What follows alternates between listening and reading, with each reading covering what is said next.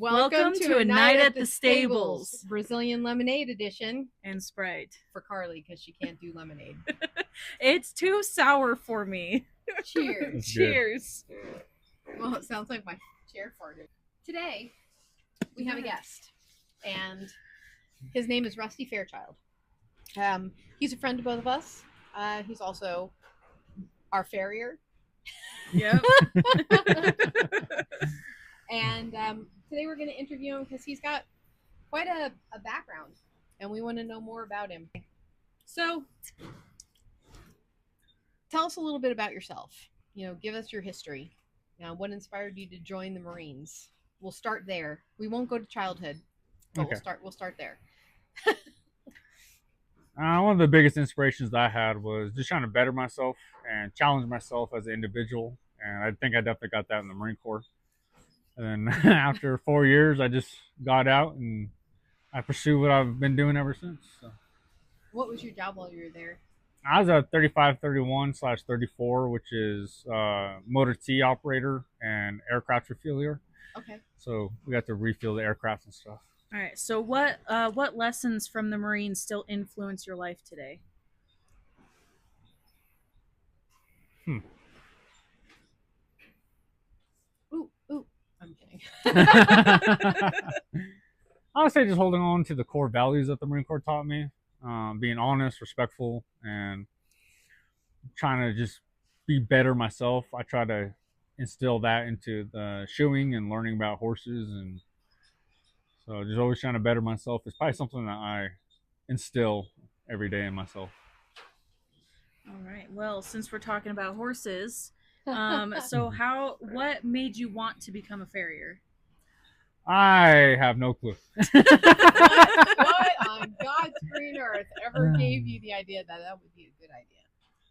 I saw a local farrier actually trimming and shoeing a horse, and I was watching them. And I thought that maybe that was something that I could learn because I'm good with my hands. I like working with my hands, and I think that's why I was missing in the job market was a job for me to be creative and work with my hands. So I just kind of looked into it, thought about it, and started pursuing my schooling education after that, and just kind of fell in love with it. So. Helping solve problems. Yeah, definitely. That we just say there's a problem. Yeah. Fix it, because I don't know how. Don't know what the problem is, but fix it. Yep. So when it comes to schooling, what all did you do? Where did you go? What did you do during the process of schooling? So my first school, I went to Mesa Lands Community College. They had a Farrier program within the college, so it was acceptable to the VA and the VA benefits. That's over there in New Mexico, in Tucumcari, and very good school. I think I pursued more education afterwards because they just kind of taught you the basics, especially in a three month short time frame. It's a very short. They have a 2-year program, but I just did the 3 months. And then I came out, and when I came out, I realized there's a lot more to this than just slapping shoes on and trimming a horse. So I pursued other means of education before I started the business, and I went to Oklahoma Horse Showing School, which taught me a lot about my blacksmithing and getting in the forge, how to properly use a forge, and just how to build shoes. So it was a lot of fun. They went a lot more into anatomy and just a little bit of a different vibe over there. I would say that they're just more professional as well. So yeah, it's understanding the foot is really important. It's a lot. Yeah. I just know the basics, and when they're limping, is that a vet limp or is that a farrier limp? Well, and that's a big thing when it comes to being a farrier. You have to learn the anatomy because, he teaches me all the time, and not stuff that I knew. I've been around horses practically my whole life, and you kind of know the basics. We know the basics, but when it comes to fixing the basics, that's where we leave it up to the experts. Yeah. I don't want to be under that foot. Yeah. I've gotten kicked a few times, Yeah. and I'm probably not as many as you. It is Quite a not bit. fun. It is not fun. So what is it about working around horses that brings peace? That's a good question. I think it's the fact that you have to look within yourself to be able to control yourself before you start working with the horse. Because if you come in with this high energy, you're coming in with work problems or relationship problems and you're getting frustrated, they're going to read that. They're going to read that body language and they're going to know instantly off. So I always try to check myself before I go into a round pen or a pen with a horse to start working on them. And sometimes I just got to get up, walk off a little bit, cool myself down, and come try it again, especially if a horse is being more difficult. Being able to self-regulate yourself is a huge thing when it comes to tough it too, because I mean I've got a couple horses that are just tough and they will forever be bleep that out. They will forever be assholes. I mean, there's no fixing it. It's just the attitude they have, like Nani. You know, for every third time you trim her, she'll test you. Like, oh, wait, you grew facial hair. You're new. We're gonna try this. See if you remember. But I mean, and then Bobby's just kind of nuts. Yeah. Well, and it's like with Moose, you know, last night when he tried to kill me last night, I was getting so frustrated. But like today you came in, you were super cool and calm, and he kept reacting, you know, he kept trying to set back, but you just stayed cool, calm, collected, and he got into the trailer. It may have only been once fully into the trailer, but he got in. But I definitely think that is super important to stay. It's hard when you've got a difficult horse. It's hard to keep your emotions down. It's hard to keep the exasperation from rising up, because as you get more agitated from their stupid, idiotic behavior, they start to feel it and they start getting worse, and you're just like, oh, yeah. So I give you credit. All right. Credit. Appreciate it. Is there something about horses, something horses understand about people that we as people miss?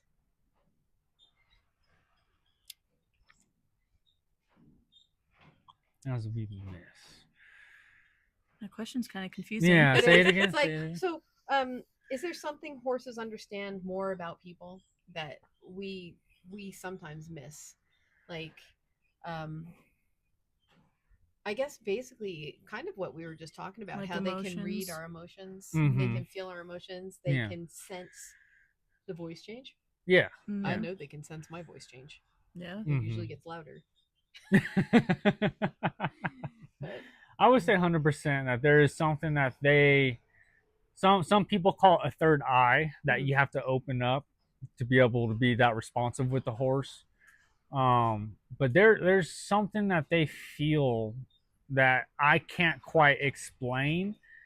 And sometimes it takes a third or fourth or fifth person from the outside view looking in, watching you work a horse to see that and tell you, hey, this is where you're messing up, because the horse, you know, sensed something was off. I've had plenty of people come to me and say that. And it really makes you wonder, is there something else they're feeling off of? Is what makes sense. Well, horses, I mean, they're super... By the way, I'm Maggie. Oh, and I'm Carly. Yeah, I'm Maggie. And we're your hosts. Well, we got it right once. The last video we did, which I need to post today. The last video we did, we started off the video correctly. Yeah, introducing ourselves, and every other time we forget. But what I was going to say is that horses are very perceptive. So like you don't even, like with people, you know, you have to talk to people for people to understand your emotions. But with horses, they just read your body language and they immediately know, like, you don't have to talk. They just, if you're like tense, but you're not, like, you know, if you look at me and I'm super tense, but you don't see that I'm tense, horses can automatically feel that. Well, I mean, you saw the interaction with me and Bobby today. That never happens. Yeah. I even had Bobby sniff my hand too. Yeah, and I was like, wow. I'm really calm today. I mean, today's been a good day. Yeah. The pool's been frustrating. But for the most part, it's been a good day. And I hear horse buckets flying. One thing before we touch up on that too is a lot of it's body position too, and body posture. Yeah. If I come in and my shoulders are a little too high and I'm a little tense, I'm puffing out at the horse, he's gonna see that and determine what he's gonna do next off of that. So being able to really you'll hear me sigh and breathe out a lot, trying to. And what that does is horses will key in on your breath too. Okay, he sighs, he's relaxed. Okay, cool, I can be relaxed. And under his breath. Yeah. Well, and it makes you think too, because it's 2006, by the way, so if it keeps locking, it makes you think, because like you always hear that horses will match another horse's heartbeat. So it makes you think, like, can they do that with us too? Because like if we're scared and we're not like physically tense, but our heart rate's up, they immediately get scared. So it's like, do you know, can they match our heartbeat as well, even though we're not horses? But it just, I don't know, makes you wonder. That's be curious. Interesting. I never thought about that. Yeah. Right. Life is farrier. So what's the biggest misconception people have about farriers? What's the definition of misconception? So, like what they get wrong what with? people believe farriers to be. You know, what is the biggest I guess, or like expectation that we have of farriers? Or maybe like what people like misunderstand the most about farriers. They assume, they make assumptions about farriers, you know. Like what your job is. Yeah, so we get used a lot to be trainers and guinea pigs for horses. And we're also expected to be veterinarians as well and work on that side, not only to communicate with the client and the veterinarian, but so I'll get phone calls all the time. Hey, my horse is colicking. What do I do? You throw it in a trailer and you get it to a vet. Is the best thing I can say. You take its left front foot, pick it out. Did you try picking his feet out first? Then you foreign objects. I mean, so that's something I get a lot of phone calls on is colic situations, which are very stressful. So I'm always there for my clients. You know, my horse just ran through a T-post and he's limping, kind of thing. Like, we get called out, and it's basically because some people like me, I don't charge for a call out fee.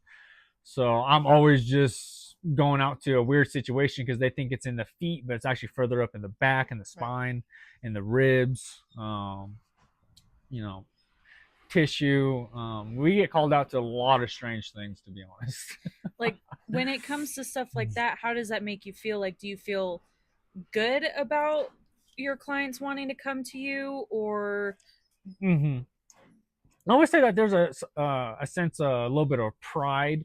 Hey, they're coming to me because they think I have the knowledge to be able to help them. They trust you. Yeah. And then sometimes they get a little obsessive about it, and then you're going out there every week, every 2 weeks, every 3 weeks for, you know, my horse has a runny nose because, you know, it stuck its head in the bucket, you know, stuff like that. So it can. My horse is blowing snot. It got into the bubbles. So it gets a little back and forth sometimes. So you got to set up boundaries, and sometimes they get mad. What do you think is the most rewarding part of your job? I would say just a horse walking off sound. Anytime I get underneath the horse, we're kind of going against the act of God, if you think about it. So every time I can get in and I watch that horse walk away sound and happy, and the owner can saddle it up and ride it right away, I think that's really rewarding. On the basic level. On the high level, which strokes our ego a bit, is whenever we help a horse that has an abscess or a lameness, and that's kind of like, you know, kind of strokes your ego a little bit, but you got to check that a lot in this world. So I would say that that's also a high reward. One question that I just thought of. Oh, you went into my drink. No, he didn't. He went No? Oh, okay. Kiss the salsa. Is he in the salsa? Nah, he kissed it though. We haven't started our chips yet. We're not ready to crunch into the microphone. So when it comes to like your clients calling you out and stuff, because I don't even know how to ask this, but because you do a lot of training when it comes to your farrier work. Yeah. Is that also like a big rewarding thing for you, or like what are the pros and cons of when you go to train a horse for a farrier? So for farrier work specifically, because I don't really feel like training for the public at the moment. But to train with a difficult horse, I would say it's a high reward, and honestly, I just expect people to be honest. Hey, this horse is going to act crazy. I'm like, cool. But if you show up and you tell me this is a princess, he's not going to do anything. The next thing I know, I'm getting a struggling match, or I'm getting kicked or bit, or the horse is rearing back at the tying post or trailer. That kind of makes us question some things, like, hey, maybe you weren't so honest, and that kind of hurts. But we stick in it, and when we finish the horse, sometimes it's a little bit of an ego challenge to us. So, and people can play into that ego too. Like, oh yeah, especially the old timers, they always like to test you a little bit, like the old ranchers. They'll give you the worst horse first. Well, and if you can do it, then they'll let you out the rest of the herd. Yeah. And I think a lot of the problems is too, because I'll have a horse and I can do anything to them, and I can mess with their feet, no problems. But I'm also not snipping and pushing and pulling, and so they're a princess to us. Yeah. But we don't know how they're going to react. Yeah. Like that's why I'll say, well, she's only been trimmed once, or she's only been trimmed twice, or she breaks halters on a regular basis. Yeah. And we as horse owners can only do so much to prepare. Like we can do everything we can, but again, like you said, we're not the ones nipping, and that's a totally different pressure for a horse. Yes. Like we could hit them with a hoof pick or a hammer or something to prepare them, but again, the nipping is a whole. So like when you feel the different pressure changes in the hoof as you nip and everything. So when it comes to that, what do you like to tell horse owners how to prepare a horse to be trimmed or shod? Honestly, the basics, as long, like, my preference might be different preferences than other farriers. I've known farriers that if the horse breathes wrong, they're out the door packed and they're gone, and they're blocking you before they get into the driveway. I never have a farrier. And then some guys, I mean, they'll deal with it all. So, what was the original question? What do you like to tell horse owners to help prepare for farrier work? For farrier work, the best advice I can give you is, I mean, there's just a lot that goes into it. So just make the horse stand at the fence. The biggest thing is people don't tie the horses enough. So they're always setting back. They're always doing crazy things. I like to tie, like, if I got to tie a horse up in the woods and I got to go walk off and do something, or handle a pack string, and that horse got to be standing there for a couple hours, that's just what you got to do. I like to prepare them for everything. Well, that's why I'm trying to get a tractor tire. If anybody gets a tractor tire. Because nothing's concreted into the ground here. So when I tie them, I end up with a triangular round pen. Yeah. And that makes it harder, because then they know they can get away. Yeah. So. But going back to that, just tying them up, even if it's every day for an hour or so, that's fine. That even if you start off 20 minutes, 30 minutes and build your way up, that's a good way. And then being able to walk around your horse is a big thing, because what they do, because everyone loves the onside, because that's what a lot of horses will give them. And being able to walk around your horse completely without them freaking out is good, and without them shifting all the way over, and then you got to shift them back. That's getting them to stand there good, calm, and collected. And then just picking up the feet. And a lot of people will pick up the feet and then they'll just kind of scrape on it and put it down. It goes, all right, time to call a farrier. But what I like to see is them pick it up, make the horse stand there for maybe a minute, if that, 45 seconds, and then put that foot between your foot so they get to know that, and then put it back over and put it back under. And because sometimes horses will blow up from that just exchange right there, so that helps out. Well, because they lose control. Yeah. They're giving up control of their leg. And if you've got a nervous horse. Yeah, well, and if you scrape their belly sideways, they might jump back. There's a lot of things. It wasn't the water bottle I was shaking earlier. That was Sparrow was running around with a water bottle the other day. But then I picked it up and put it in my hand and squeezed it, and she was like, Well, and like that, it's the same thing you just had. And that position in general, in between your legs, is not like a natural thing for a horse. So a horse is, I mean, even like you said, that exchange is a lot different for a horse, and it's pure trust. Yes. Yeah. And some people forget the most important thing is bringing that foot forward onto a stand. See, I have my stand up. I see. Yeah, you're doing good. I've been trying. Percy will do it. Yeah. I haven't tried it with Trouble yet. Yeah. Trouble will probably do it though. He's a good boy. Yeah. The horse that should be named Trouble probably won't do it. Yeah. Sparrow. Yeah, Sparrow. She Yeah. needs a new name. Anybody that wants to give this little Satan's child a name? So being able to put that foot forward so we can top dress, clinch, nails, and all that stuff is very important. I can't tell you how many times I put that foot forward, and the horse is like, "Oh, this is kind of new," and then they start standing on it, and then they start standing on it, and then that foot slips and slaps me on the top of the foot. Happens a couple times a week. Ouch. So remember, you got to bring it forward, hind feet, you got to bring it back and forward. So it's kind of a complicated question because they got to be able to do all that, the noise. Some horses might be great desensitized on the side, and then when you pick up a foot, their mind's like, "Oh, what is that?" Yeah. And if I drop a tool or something, or they clank together, That's not my mom. Yeah, if a tool clinks together, they'll just lose it and they'll start rearing up and doing crazy stuff. So being able to desensitize with the foot up as well and make them cool, calm, and their nervous system collected helps out as well. All right, so what is your funniest moment doing farrier work? Oh Lordy, I don't know. I say there's a lot of funny moments. Sometimes you just might get a bad horse that will just fling you off a foot and just like a rag doll. You know, that's always a good favorite of mine. That would be me getting up going, "You mother." Like if my horse flung you, they'd be getting put away, not finished. Oh, dude. I'm like, "We're done. You're going in a stall." Clydesdales are so bad at it. They just, because they're so powerful. I'm like a little ants on them. They're like, "Neat." And I'm like, okay. Yeeted. Yeeted across the barn. That's always a good one. Oh my gosh. So has any horse ever outsmarted you? I would say that as they get older in age, they get a lot smarter. Like let's say they know that clinching is the last thing to do. A horse might mess with you by pulling his foot on and off, or he'll kind of rotate his foot so you can't get the clinch. I would say that they outsmart us a lot more than we think. A lot more. Like I had a horse that actually he didn't want to get trimmed so bad, he learned how to lay down. So I pick up the front foot and he would literally just lay down with you, and I'd just be looking at him like, "What? Okay, I guess we're doing them on the back." That's a rebel when you pick up his front foot and you put it forward to put it on the little seat. He'll just, "I'm going to stretch now." He just like lays down. He does it all the time. The boy makes me nuts.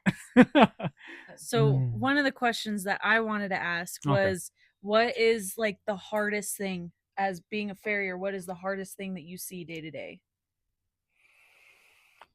I would say all the neglect cases. I don't know what it is, but I see a lot of neglect cases. And if you truly care about the horse and the animal, as owners expect us to do, it wears on you personally, emotionally, physically.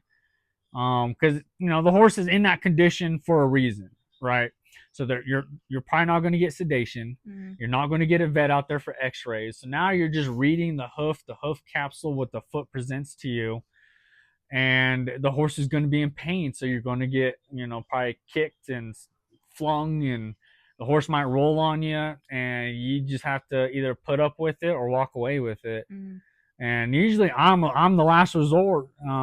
They're like, "Hey, my horse has a navicular disease or syndrome, and the vet said put it down, but I heard you're real good with it, and I think you can save this horse." That hits emotionally because now they're expecting it. So, but the vet already said to euthanize it, so now they're expecting you to save a horse.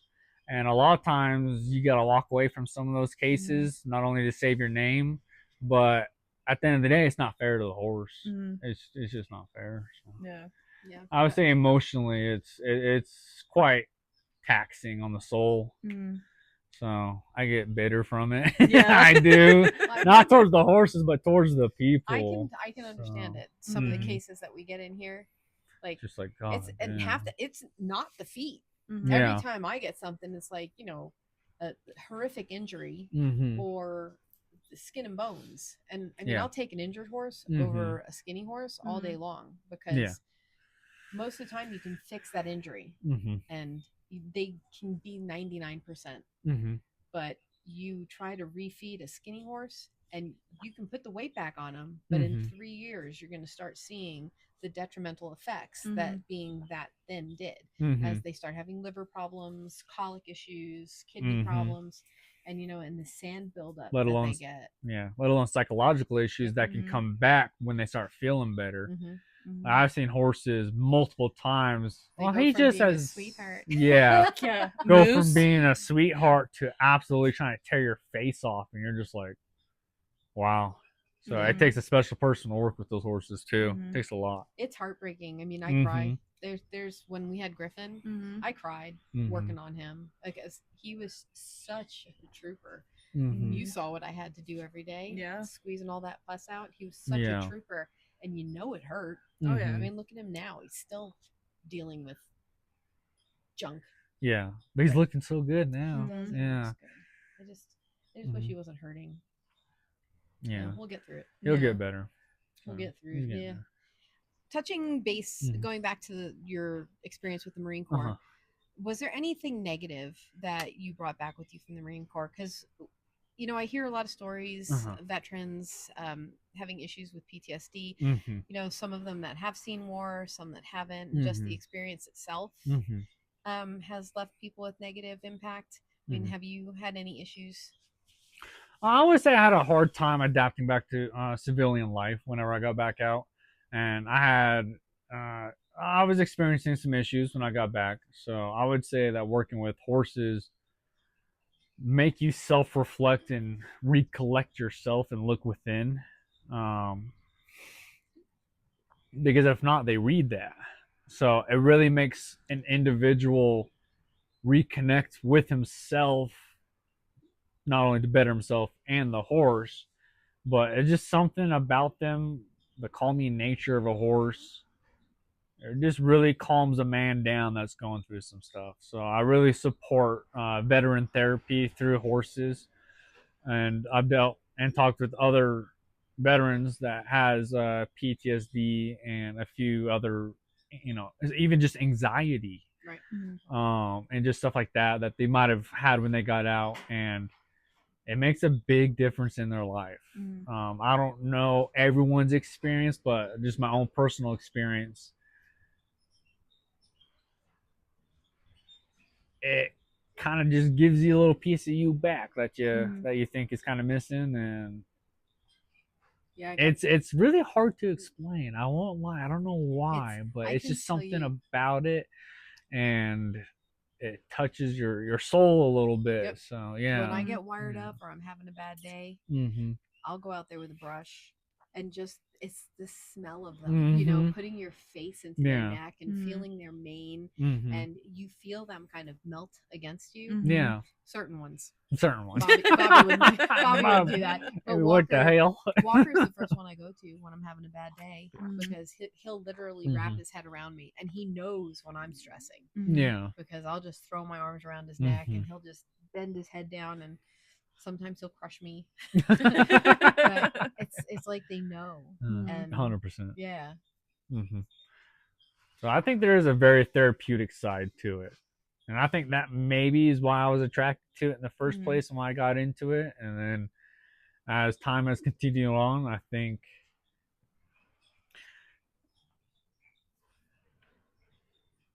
She wants to get adopted. I think a lot of so things. bad. Yeah. Yeah. Would you say, because like a lot of people, Mhm. like even just in general, a lot of people, whenever they have like they're super emotional, they don't want to like face their emotions and Mhm. like deal with it. Yeah. So would you say that horses really help you face those emotions Oh, and like 100%. bring those emotions out? Oh yeah, they're gonna open you up like an onion. Like they're gonna peel layers and layers and I layers swear, back. every time you talk to Rusty about horses, he always brings up an onion. It's like peeling an onion. Like, yeah, was it yesterday you were talking about that or Yeah, something? yeah. We were talking. I think we were talking about the baby that I just got. Uh-huh.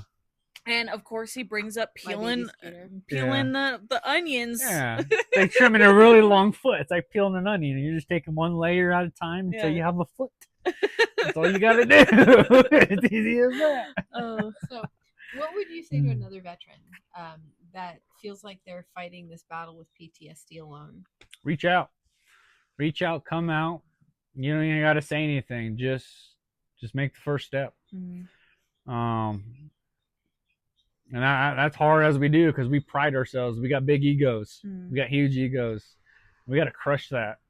That's what healing is facing your egos and your challenges and crushing them. And horses are going to bring it out. They're going to make you feel emotions again. Like I know a lot of people that just feel dead to the world, dead to humanity, and they're going to make you, especially working with them. I mean, you get a horse that you can't touch, and now you're trimming it, now you're riding it. It's just something about that. Yeah. It helps, and I think I just reach out. So look for more. Is there something that families can do that, I mean, I wouldn't know what to do to help somebody suffering from it. So, I mean, is there something that families, friends can step in and help with? You can reach out on behalf of your loved ones if they don't feel confident enough, or not confident, but if they just don't want to make that first step, you can reach out on behalf of them. I'm not saying go out there and buy a 16-hand thoroughbred or anything, but name a moose. 17.2 hands to be exact. All right, that boy's a big boy. Well, I love him. Yeah, he's he's a sweet boy. He's a very sweet boy, but he's just pain in my when I tell you that he tried to kill me last night, and like poor Colby got slammed into the trailer because he pulled so hard. Like it was just I don't. And then he tried to kill himself afterwards. Me and Bobby do not have a bond. We will never have a bond. Yeah. There is no bond. Yeah. But he loves my husband. Yeah. Who is in Iowa. Yeah. Not training Bobby. But yeah, the best thing. Greg. Yeah, the best thing for veterans to do is start reaching out to programs, call them, show up, volunteer. Just smell a horse, hug a horse. Yeah, I'm telling you, it's that smell. Yeah, that smell when it's my something go-to. About it. Yeah, it's my go-to on a bad day. I don't know what it is about the smell of a horse, and I love the smell of fresh horse manure. I don't care what anybody says. You know, nice I don't like when they fart on you. Well, and it's even just looking at them. Like you don't even have to be near them. You could just look at them, and it's just something about it. It just it's so peaceful to just look at them. And when you're at a full run or a full gallop, it's that little bit of. You got to trust the animal. It's that little bit of chaos that you crave when you leave the military. It's that chaos and that little bit of unsurety. Hey, this horse might stop and slingshot me into the dirt, but we're on a full run, and just feeling him move underneath you is something about that. Well, and we talked about that in our Safe Act video, where like it's, you know, you can't really explain the type of relationship that we have with our horses. It's just, it's a whole other level that, again, you can't explain it. Like people, you have to experience it for yourself to really understand. Can we not dig in my hay? Hey, that costs 20 something a bale. That's for the horses that are coming here. Right. We got to keep that all nice. Thank you, Dahlia. That's tough hay. That's like 25 a bale. It's expensive. But what I've noticed, like, so because my papa was in the Marines, and when it came to him, like, open your bag. But so my papa was in the Marines, and when it came to him, that is the one thing that he would never ever talk about. Like I never heard one word come out of his mouth about the military. But like with you, like me and you, we've talked quite a bit about the military. So have you always been super open, or is that something that you had to, like, I guess, overcome to be open about talking about what happened in the military? It's definitely something you have to overcome. Some people are very talkative and some people are not. But when it comes to healing yourself, you have to start somewhere. And I think speaking about it not only helps people understand you a little bit and the tics that we have, but being able to face that. Hey, I'm facing it. Like this is who I am at the moment because of this incident happened.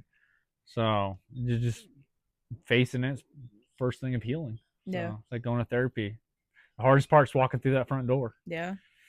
So all right, We got some rapid fire questions for you. All right, slap me These with like them. 1 word answers. Ready? Okay. Favorite breed?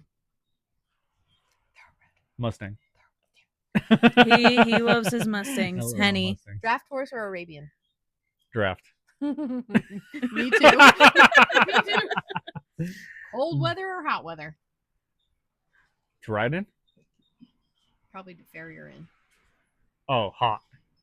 Really? Uh-huh. Why? Because the cold weather, they hit your fingers, man, they're dead.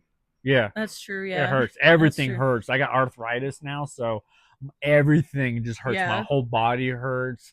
God forbid if he steps on my little toes. Most stubborn horse you've worked on, you can't name any of mine. Henny. Oh, I've got too many to count. Henny. Too many to count. Henny's one of them. So everything's got their own specific little niche of why they're a little bit too difficult. Yeah. It's hard to pinpoint. I mean, what it took you like almost a year before Henny really started to like call, and she still has her little blow up ASMR. But I mean, she still has her little blow up moments, but yeah, it probably took him like a year to really gain her trust. Like and the only way I could trim that horse is without a halter inside a round pen. Hey, it's complete trust. We should try Angel. Yeah, I'd be Angel interested. has PTSD. Does she? She was a tripping horse. Oh, so interesting. you touch her legs and she starts to really sweat it out. So she was heavily sedated this last time that we did Makes her sense. feet. But it was, I think, the second time ever that I'd have her feet done. She's like totally upright. Oh Lord! You think Huck is upright? like Bandito, but 10 times more. Yeah. This girl's she's wearing stilettos. Stilettos. Yeah, her feet.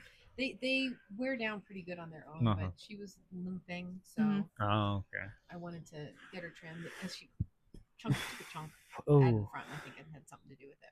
Makes sense. Not a quick turn.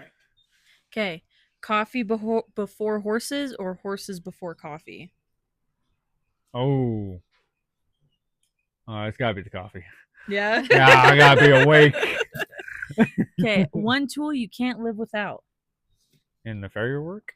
Yeah.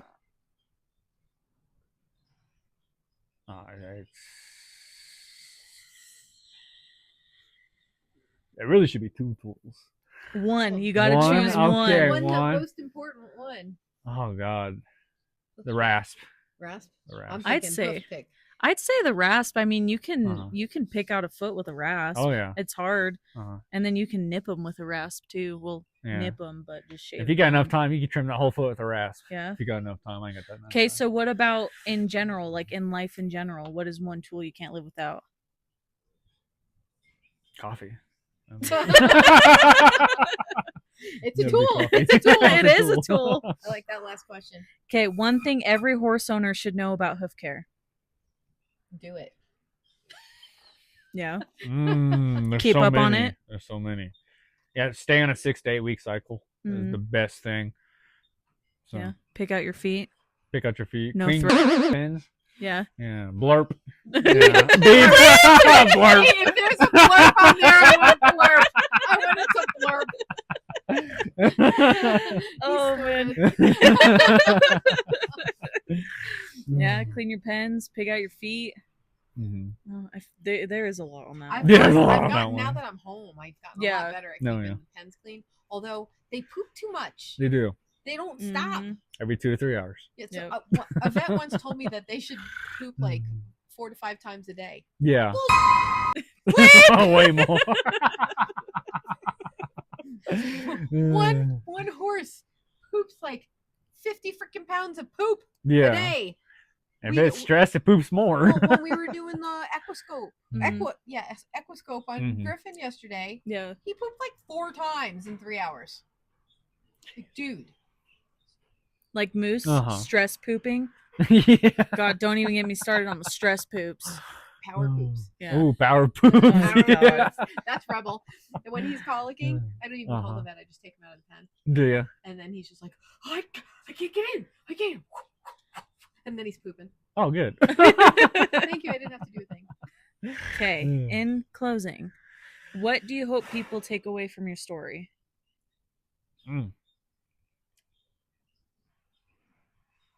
Just do better for your horses. Yeah. So you gotta do. If you can't keep them on a 6 to 8 week cycle or get their teeth floated every year or two, just don't own them. Yeah. Sell them. They don't deserve it. So they got to stand on them feet all day, every day. So, and be established with the vet. Yes. Get established with the vet. And ask questions. I mean, Mm-hmm. ask. If you see somebody with horses or something, go into Tractor Supply. Yeah. Say, hey, I'm a new horse owner. Do you have any vet? Do you know any vets out here? They can, if they don't know, they can link you up with somebody that does. Yeah. It's like 100%. when I moved out here, I don't know who to call. Well, I mean, and social media is a big thing nowadays. So, like, go on Facebook and join your local horse group or whatever. And I guarantee you, if you go into the search bar and search up vet, there's going to be hundreds of posts about vets in your area, you know? And I do want to say something that's a little bit off topic, but it's something that I'm finding in the horse world, especially with like the 4 horses that I'm waiting for, that we're struggling to get out here.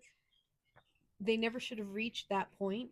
And horses that do reach that point, I think it's because of the embarrassment somebody feels not, and being afraid to ask for help. 100%. Reach out for help. I mean, I've got tons of resources. I mean, I needed help with hay recently because I got slammed with a vet bill. Thank you, Dr. Holden. I didn't have enough money for hay. I was going to have to shortchange the horses. It was either going to be, I bought the cheap hay, which I don't like doing because that's when you end up with colic issues, or don't pay the vet bill and forego the vet treatment that I need. So I reached out to a resource that I know that assists with veterinary bills or cash assistance for feed and stuff like that, and farrier work. And I told them that I was in need of just 1 week of feed. That's it. And I sent them a list of what I get. They sent me the money. I got the hay, and I got every bill caught up that week. It was the like, I had $50 left in the bank at the end of the week. I was like, yes, Jesus, thank you. That was the first time I stayed positive. Yeah. Because it's a struggle. Yeah. And people, like you said, pride earlier. That used to be me. Pride was my sin. I didn't know how to not be prideful. And now it's like I've learned how to ask for help. And I just wish people would ask for help before it was too late to ask for help. Yeah. Because I won't shame somebody. No. Well, that's the hard part about nowadays, is that a lot of people do shame other people. So, like, I guess question for both of you, what would you recommend to somebody who is embarrassed to ask for help? Because there is so much of that going around, you know? You have to find the right group. Like, I mean, go through my entire Facebook, both my personal Facebook and my rescue Facebook. You will not see me blasting somebody for what happened to their horse. I mean, if somebody is able to realize something's going wrong and they surrender their horse to me, like when I got Nani, her owner was going through it, and he knew he couldn't care for her, so he asked me to take her. And I'm proud of him for reaching out to ask. I mean, she needed help way sooner than I got her, but we were able to recover. And, you know, I'm glad he reached out. I'm not mad at him at all. He did the right thing. And, you know, if somebody came to me and said, hey, I just need a bale of hay until I get my paycheck, I'll reach into my trailer and I'll give you a bale of hay. I mean, it's how it is. I mean, horse world, we should support each other because we all want the same thing for these animals. And that's why I just don't understand the animosity and the fear and the hate and the trolling that goes on, because it's not necessary. Yeah, I agree 100%. I'm sure you hear a lot of it. Oh yeah, I get blasted on Facebook all the time. Well, I'm people bad mouthing. And like on a farrier's perspective, if you're afraid to reach out to him, just be honest. I've never not known a farrier, if you weren't 100% honest, hey, this horse does not stand good. We can't get him trimmed. What do I need to do? What can we do? What are the options? Can you work with him? If it's unable to be worked with them, hey, we have other options. Let's get dormant gel. Let's get sedation. Let's get a vet on board. But then again, you run into I have different classifications of people. So those are the people that are just kind of afraid to come forward. They're a little bit embarrassed. They know that animal neglect is now a felony in the state of Arizona, and animal abuse, so they're afraid to get turned in. I've never not known a farrier that's not done it or that has turned in anyone for looking out for help. What's really going to irritate the farriers is if you look out for help and then you don't stay on a schedule, 4, 6, or 8 week, depending on the injury. That's going to irritate us a little bit. Like, hey, we went above and beyond. We try to help this horse. We got fought, bit, kicked, everything. So that's going to irritate us a little bit and make us not want to work with you as much. If you're just open, honest, and you have some money set aside just in case for a vet needs to come on board and do some stuff, that's the biggest thing. Just be open and honest, and most people will work with you. And in this area, we're kind of in a low income area, so sometimes people get embarrassed to that point as well too, because they fall behind. Yeah, and they don't know how to catch up, and they're afraid to ask, and it's the animals that suffer. Yeah, because they're going to take care of themselves first. Me, on the other hand, I eat a lot of grilled cheese, because the horses get the good stuff. Yeah. And if there's money left over for me to get groceries, I get groceries. Like we had some pizza tonight. Yeah. Like I'll be kicking myself for tomorrow. Thinking I needed to get paid. But like 70% of the cases that you see on my Facebook of really bad feet are, I'm doing that for free. I'm doing that for the horse. I'm not doing it for the owner. I'm not doing it for anyone but the horse. And unfortunately, I have to cough up my time and money and for that, because no one else is either willing to work with you, or you just got really bad income situation. So I do a lot of free work on this mountain. I'm kidding. Yeah, but really emergency cases, like the horses are down, they're not standing up. I really do hope that people see my plea that I did yesterday and just understand I'm not out to hurt them. Yeah, we're not trying to get best anyone. For the horses. If the horse needs to be put down, we'll put the horse down. Yeah, I'm not going to sit here and force it to live a painful life. If it's their time, then And honest to God, folks, horse rescues are not out there to take your horses. We do not want your horses. No. If we can stop, if we can stop the issue before it gets to, hey, we need you to take this horse, I'm thrilled to death. If that means, a few bales of hay to get you caught up, or helping you find the resources to assist you monetarily until you get caught up. We all fall on hard times, trust me. And we need to be able to lift each other up, for crying out loud. Yeah. Just like say if it's a couple bales of hay. Yeah. Hey, I'll cover a trim here and there. It's just sad to see. Yeah. And we run into a lot of cases like this, and I know the economy is really bad right now. I mean, I'm spending a fortune on fuel just to get out to these single horse clients, because no one wants to take on single horse clients. That's why I try to have 4 at a time. I try to. I really do. 3 to 4, never less than 3. But I mean, I can understand, because I'm out there. Yeah. And I'm sure you're going even further out there. Yeah. Is there a house at the end of this 50-mile dirt road? Yeah, I'm 6 washes over and 2 of them just flooded. Like, I'm in the right spot. Yeah, it's really interesting.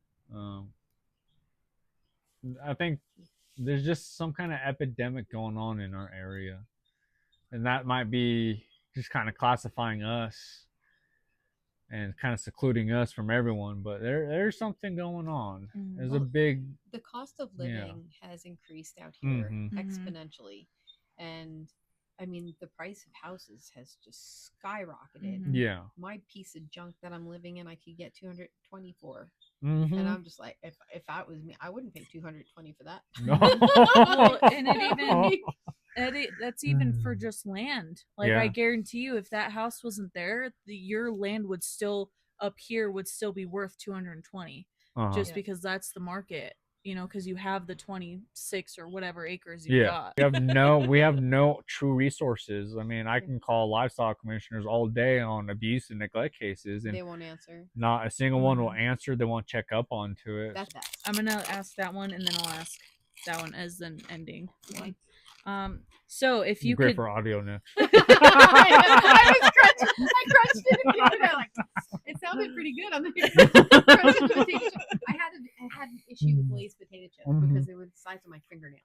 Jeez. And I was just bag.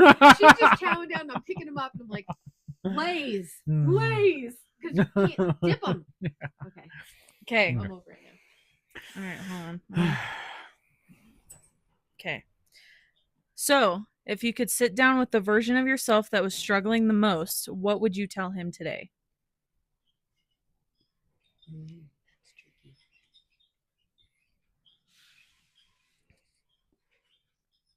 I don't know if you can lean any further away from it.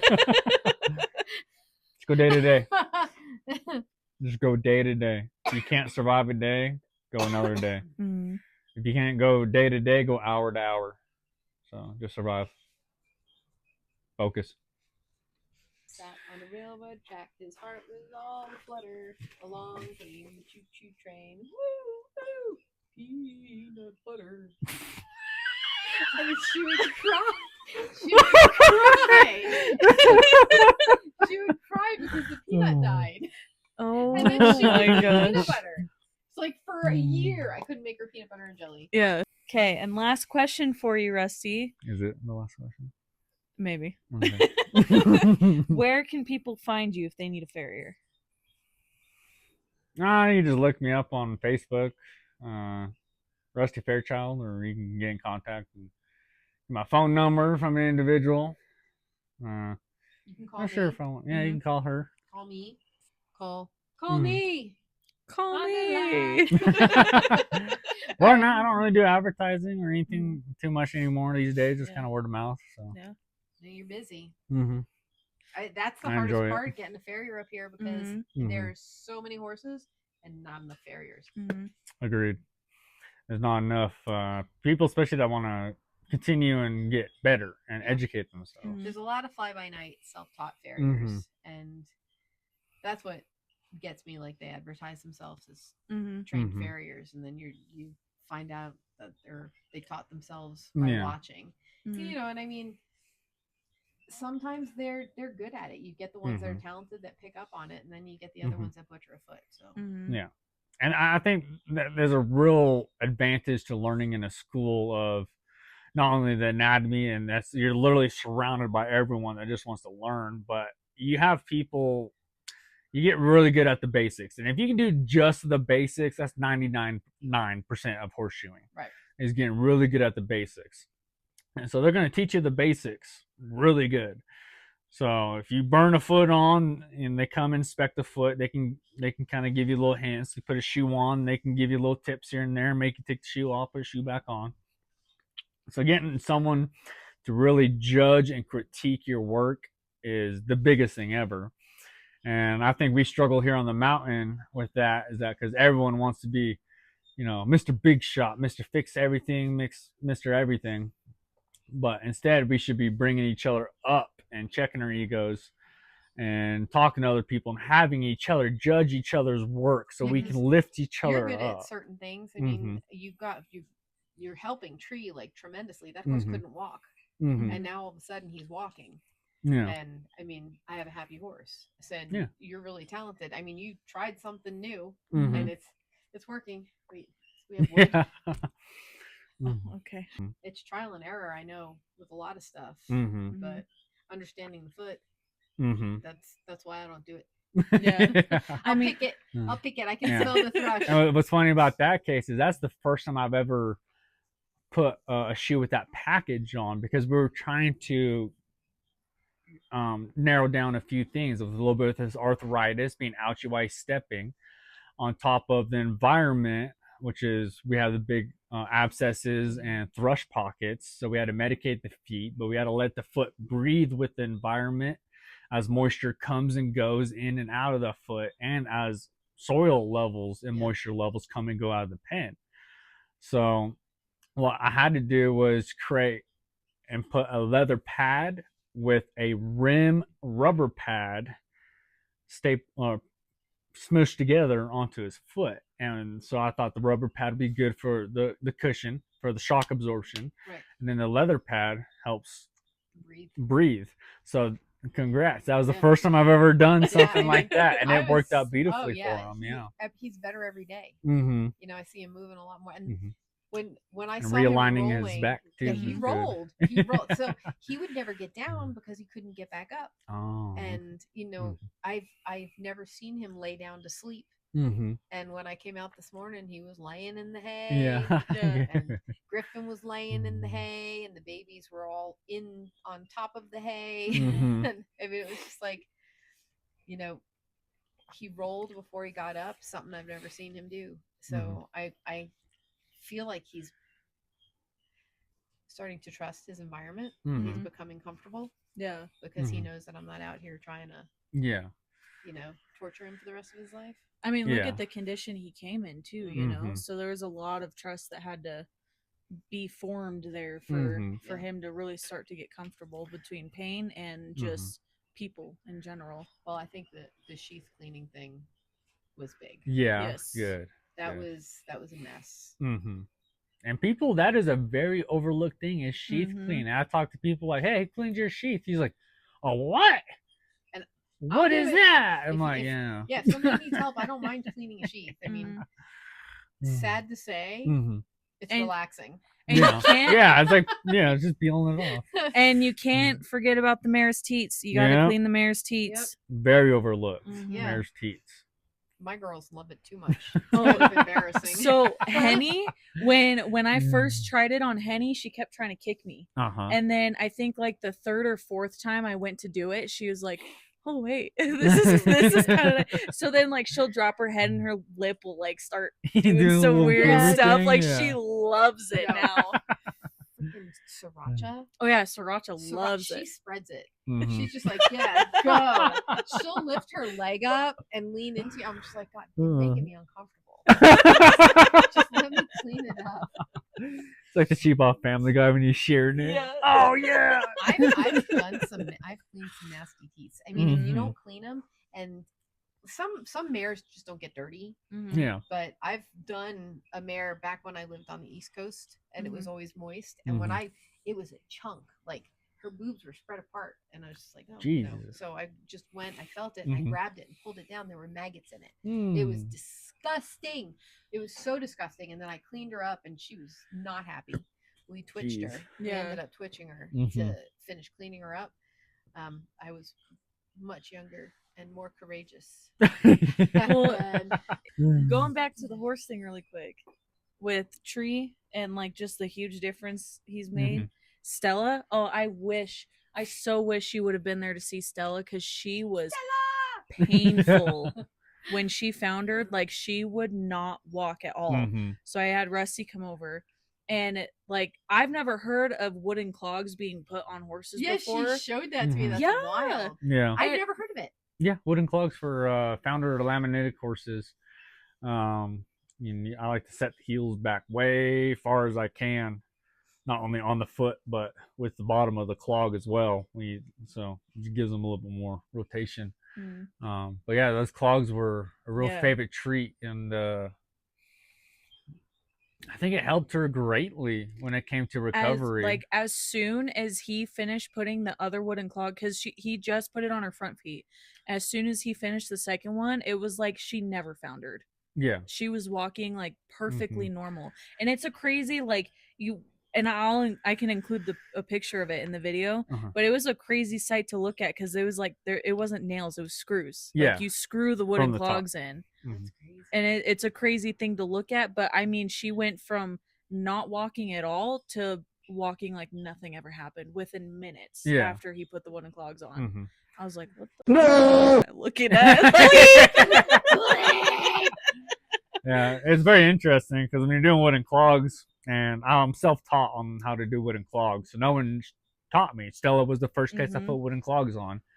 We went through all the old school stuff, W bars, heart bars, and none of it was working. So I was studying up on wooden clogs, and I seen that they were good for laminitis and founder. So I was like, hey, I'm going to come out. I'm gonna put a piece of wood on the bottom of this horse's foot. And so we trimmed her up, and then I drilled through the white line from the bottom. And then you got to get the horse to stand on the clog, and then you put the screws in from the top and drill into the wood, and then it's the wooden clog. Did it stay on well? Yeah. No, it stayed on completely. Because Nani had screws on her hospital plate, and it lasted for 2 days. Yeah. I used deck screws. She's a he's literally deck screws. Yeah, like deck screws. That's wild. And then what? You made the wooden clogs out of like 2x4s or something? Yeah, just stuff I had laying around the house.